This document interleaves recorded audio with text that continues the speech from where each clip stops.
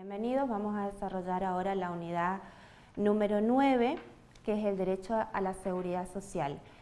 Primero y principal tenemos que entender que hasta ahora veníamos viendo el derecho individual del trabajo y el derecho colectivo del trabajo, donde el sujeto era el trabajador en forma autónoma, digamos, o en relación de dependencia, mejor dicho, lo que quiero decir con forma autónoma es el trabajador en sí mismo como sujeto de derechos y obligaciones.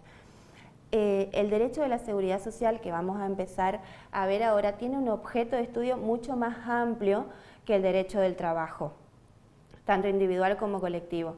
El derecho de la seguridad social tiene un objeto de protección mucho más amplio, es el propio trabajador en relación de dependencia, asimismo los trabajadores autónomos como los desempleados. Tiene un objeto de protección mucho mayor que el derecho del trabajo individual y que el derecho del trabajo colectivo. Bueno, primero y principal tenemos que determinar lo que es la seguridad social de lo que es el derecho a la seguridad social. La seguridad social es un sistema integrado por elementos técnicos de diferente naturaleza basado en los pilares de la ética social, que tiene por objeto crear las garantías necesarias para mantener el mismo grado de dignidad de la persona y del grupo familiar a su cargo frente a diferentes contingencias que pueden afectar desde el seno materno hasta la muerte. Esta definición nos la da Chirinos Bernabé, que es quien marcamos como referente en la bibliografía. Ahora, para entender qué significa este concepto. Este concepto significa que el hombre, a lo largo de la historia, no podemos dejar de mencionar, digamos, la evolución de la seguridad social. A lo largo de la historia se ha visto con la necesidad de resolver ciertos problemas, ciertos conflictos que fueron surgiendo a lo largo de la historia, que fueron, digamos, agravándose con el transcurso del tiempo. De esa manera, y en principio, estas carencias se limitaban a lo meramente económico, pero con el correr del tiempo se percató de que había otras necesidades que debían ser protegidas, como ser las enfermedades y otras situaciones que dejaban desamparados a determinados miembros de la comunidad. Esto era en la Roma antigua. En la Edad Media, luego en la Edad Moderna también, tiene su evolución, digamos. Y en la Revolución Francesa se han dictado ya medidas restrictivas del derecho de asociación, en donde aparece por primera vez el Estado como promotor de medidas tendientes a cubrir eventualidades de este tipo. Pero a fines del siglo XIX el Estado empieza a tener una participación más activa. Y finalmente, en el siglo XX asistimos a la nueva concepción de lo que se conoce como la seguridad social, donde el Estado asume el papel preponderante de garantizar la cobertura de diversas contingencias que no solo afectan al trabajador, sino a todos los miembros de una nación en su calidad de tales. Eso es con respecto a la seguridad social. Ahora entrando en lo que es el derecho de la seguridad social, porque dijimos al principio que una cosa es la seguridad social y otra cosa es el derecho a la seguridad social. Julio Grisolía lo define como el conjunto de normas jurídicas que regulan la protección de las denominadas contingencias sociales, como la salud, la vejez, la desocupación. Ahora, haciendo un parate acá, debemos determinar lo siguiente, que es lo que también por ahí hay discrepancia en la doctrina. Si esta rama del derecho a la seguridad social es una rama autónoma o no lo es. En realidad se entiende que esta es una cuestión ya superada, en el sentido de que el derecho a la seguridad social se ha alzado como campo totalmente autónomo, tanto doctrinario como jurisprudencialmente y como en la legislación, digamos, legislativamente, ya que tiene normas propias, tiene leyes propias. Pero lamentablemente todavía se lo sigue estudiando dentro del derecho del trabajo. Si bien hay muchos proyectos para estudiarla como rama autónoma en lo que respecta a la autonomía didáctica, en sí todavía se la sigue estudiando dentro de lo que es el derecho del trabajo. Ahora bien, otra discusión doctrinaria también tiene que ver con si forma parte del derecho público o del derecho privado. Y en realidad lo que hoy se determina que no es ni derecho público ni derecho privado, es un derecho social, destinado a lograr el bien común y la protección del ser humano ante situaciones que requieren el auxilio de todos los integrantes de la sociedad, basándose en un principio de solidaridad y contención a aquel que se ve privado de acceder a las condiciones de vida digna. Con respecto a los principios ya de la seguridad social y del derecho a la seguridad social, encontramos los siguientes: solidaridad, subsidiariedad, universalidad, integralidad, igualdad, unión de gestión e inmediatez. Con respecto a la solidaridad, debemos tener en cuenta que la seguridad social es una obligación de toda la sociedad en su conjunto. Comprende al hombre por su condición de tal. Quien tiene más tiene que ayudar al que tiene menos, señalan los autores. A su vez, la subsidiariedad obliga al Estado a que no abandone su responsabilidad de cubrir las posibles contingencias que puede llegar a sufrir cualquiera de los individuos que conforman la comunidad.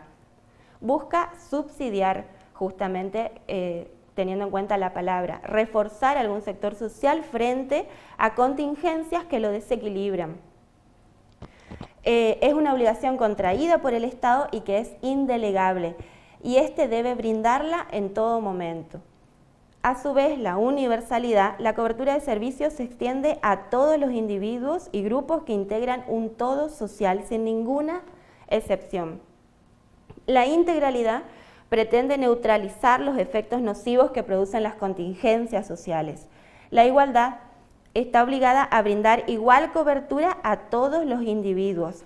La unidad de gestión implica que debe ser todo legislado en una legislación única, en una legislación organizada y ejecutada por medio de una estructura financiera y administrativa única. A su vez, el último principio, la inmediatez, el bien jurídico protegido es el hombre. El objeto de la disciplina se dirige a protegerlo contra el desamparo. El beneficio se debe otorgar cuando existe la necesidad, debiendo prevalecer incluso sobre la acreditación del derecho para acceder a él. O sea que debe ser en forma inmediata, aunque el derecho todavía no esté probado.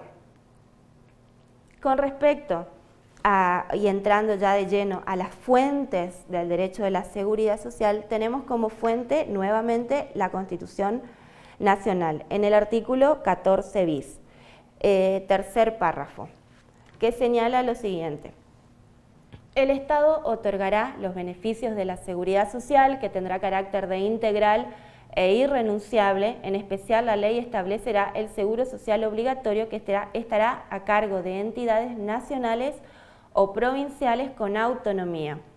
A su vez, jubilaciones y pensiones móviles y la protección integral de la familia.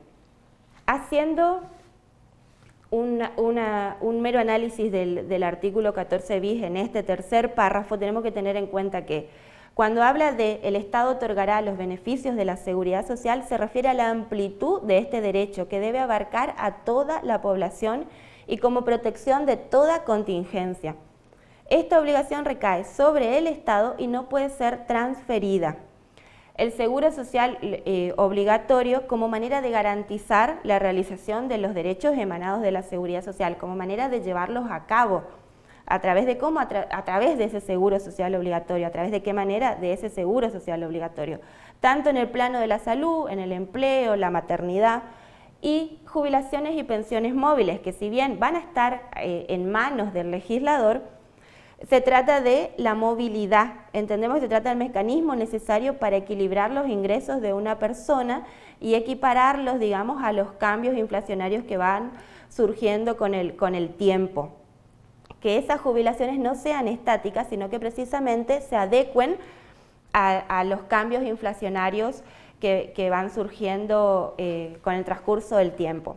A su vez, también tenemos que tener en cuenta que teniendo como parámetro la Constitución Nacional, el artículo 73, inciso 23, prescribe como atribuciones del Congreso dictar un régimen de seguridad social especial e integral en protección del niño en situación de desamparo desde el embarazo hasta la finalización del periodo de enseñanza elemental. Esto todo lo que, en lo que respecta a la Constitución Nacional. Como otras fuentes del derecho a la seguridad social, también tenemos las declaraciones, pactos y convenciones internacionales de jerarquía constitucional. Bueno, aquí tenemos que resaltar lo siguiente: desde la reforma de 1994, estos tratados internacionales fueron incorporados al artículo 75, inciso 22 de la Constitución Nacional, por ende gozan de jerarquía igual y superior a las leyes, igual a la Constitución Nacional y superior a las leyes. Forman fuente esencial del derecho a la seguridad social estos pactos incorporados y tratados incorporados a la Constitución Nacional. Bueno, luego los tratados internacionales a los que hacía mención, además son tratados internacionales suscriptos entre Argentina, por ejemplo, y algunos países del Mercosur, como ser Brasil, como ser Chile, donde lo que se busca en realidad es proteger tanto a extranjeros brasileros que vivan o extranjeros chilenos que vivan en la Argentina, que estos puedan gozar de los mismos derechos que goza cualquier ciudadano nativo, y lo mismo que cualquier ciudadano argentino goce de los mismos derechos en los países de Brasil o en el país de Chile, de iguales derechos que cualquier ciudadano nativo de esos países. Eso es en lo relativo a los tratados internacionales que la Argentina fue adhiriendo y suscribiendo con diferentes países de Latinoamérica. También tenemos los convenios de la seguridad social, los convenios colectivos de trabajo como fuente de la seguridad social, la resolución de las agencias de organismos o entes gestores. Cuando hacemos mención a las resoluciones de las agencias o organismos o entes gestores, tenemos que tener en cuenta a los organismos que en definitiva llevan a cabo la función de otorgar o no otorgar estos beneficios. Y se toman como parámetro estas resoluciones de estos organismos, como por ejemplo la Administración Nacional de la Seguridad Social, como fuentes para una causa similar a la que esté en discusión. Y la jurisprudencia, bueno, la jurisprudencia de los tribunales de la Cámara Nacional de la Seguridad Social es fuente indiscutible del derecho a la seguridad social. Los fallos o los plenarios por ella dictada no solo obligan a la misma Cámara, sino obviamente a todos los tribunales inferiores a acatar lo dispuesto por ella. Eso en líneas generales y con respecto a las fuentes.